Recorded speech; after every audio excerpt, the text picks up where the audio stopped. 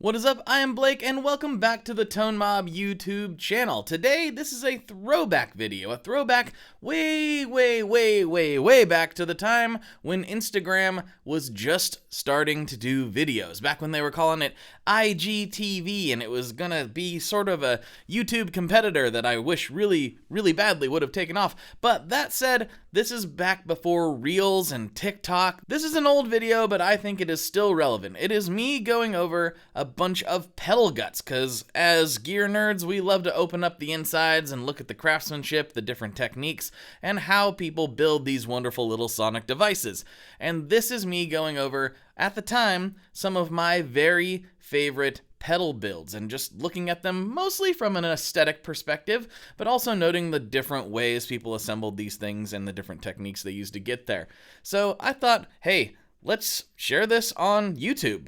You're doing YouTube videos now, right? This still seems like a relevant video, at least to nerds like myself, but there are a couple things to note. One, I am just shooting it outside in the breeze, and there are cars going by, and there's wind, and there are birds, and all kinds of stuff, and it's all just one shot, like no editing whatsoever. It's just me talking, picking up things, and looking at it. It was actually a little bit difficult, and not the way I would make a video these days at all. It's also shot vertical because it was for IGTV, so that's gonna look a little weird too.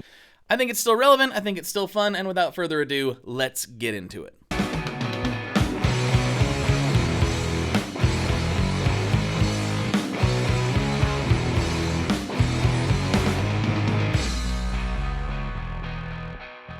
Hey, what's going on, everybody? I had a wild hair today, and I thought I would grab a few pedals out of my stash that I knew had especially excellent guts. And I wanted to go through... That bird's gonna be... Okay, well, I guess when you record outside, that's just what you have to deal with. So I wanted to go through a few of my favorite guts, and explain why I like them, what's cool about it, and, honestly, a lot of it's just aesthetic. But, it's fun to look at anyway. Us pedal nerds are very prone to, first thing we do is get a new pedal, and maybe before we even plug it in, we're opening it up and checking it out. So I want to show you some of my favorite guts. So here we go. We'll just start from one corner and work our way over. So first up, this is insane.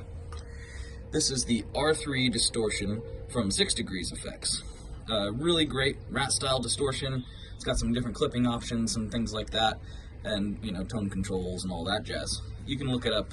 It's a great sounding pedal, but look at this. Oh yeah.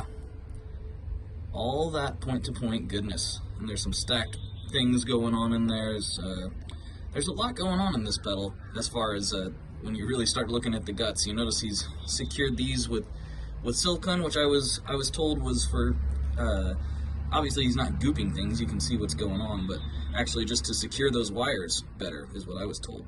But, look at that board. I'm not a big mojo guy, but that's got some mojo and I like it. I do. It's just so awesome to look at. So 6 Degrees Effects, R3 Distortion, great pedal. This is the Klein Bottle from VFE. I don't remember exactly the particulars of this particular, the details surrounding the production of this, but I do know that I believe knobs was involved somehow, and also, look at that. Look at that. That is some nice stuff. This was built by kids.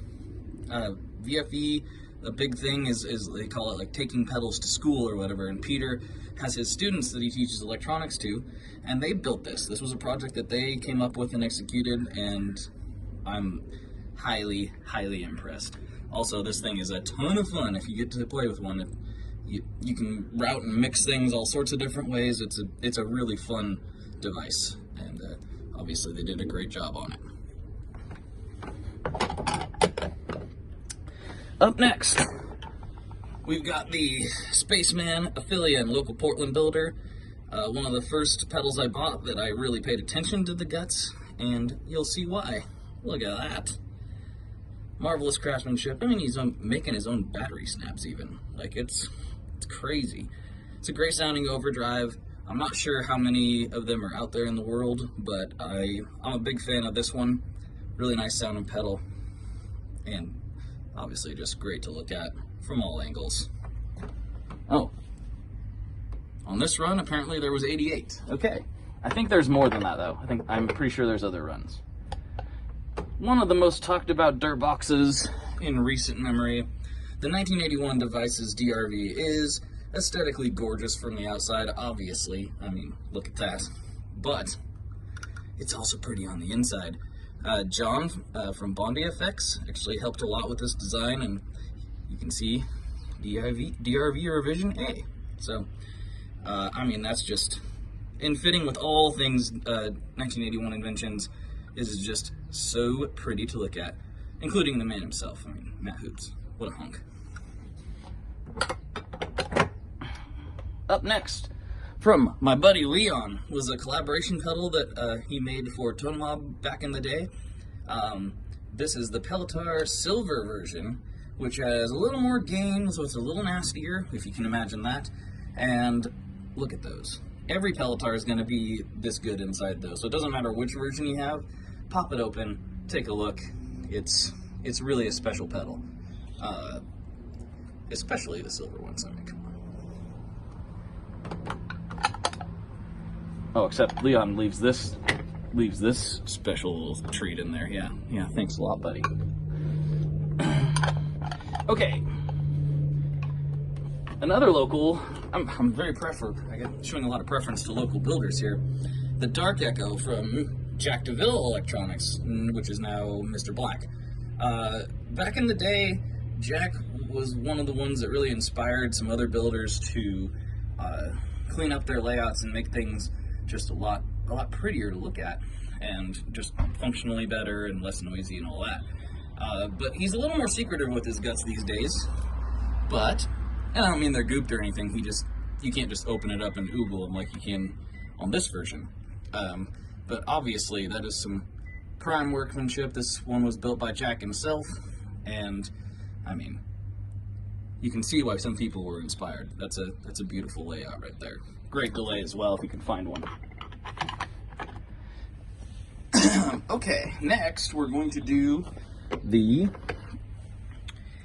Oh, I should have just talked about it first, but the TomKat Pedals Green Muffer, which was also a special Tone Mob project, but again, anything TomKat, you're going to get that same level of gloriousness that you see on display here.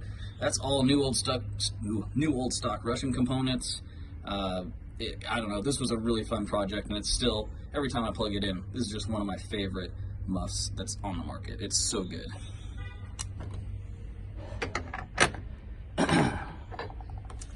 Okay, and another one from Spaceman, the Saturn V. Now, keep in mind, I didn't purposely only pick people I was close to. I simply picked regionally or personally. I just picked what I knew had good guts, and obviously this other Spaceman product has a beautiful guts as well. That's just kind of their MO. This is a really great pedal. This one sounds fantastic, kind of regardless of where you set it. It just depends on what your goals are. If you can find one of those, that's a great pedal as well.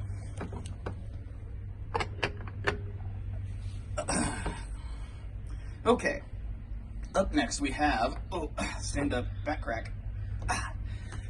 Okay, here we go. Up next we have the Dr. Scientist Atmosphere. I've talked about this one ad nauseum. I'll be doing a full-blown demo of it eventually. But look at this. Now this is a little bit different. So far we've been mostly looking at through-hole components. This is almost all SMT, and what's totally interesting about this is they did all this by hand. So normally SMTs are done by pick-and-place machines. This is all hand soldered. Honking at me. Wow, that car was excited about it. All done by hand. I think those guys are crazy. And again, there's stacked boards in there, so it's not just what you see here. There's multiple boards involved.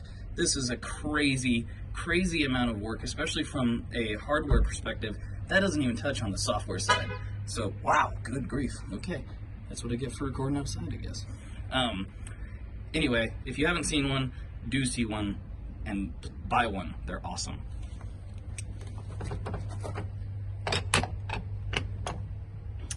Again, showing up on the list. This time not a collab that I did, but a collab that Leon did with Spruce Effects, another great builder. So this is a Pelotar GE, so in it, it includes a boost circuit, a germanium boost, and would you just look at that. There's the new old stock germanium transistor. These LEDs are actually knobbies that control the output and tone of the boost circuit, and this is just a crazy versatile, crazy good sounding pedal.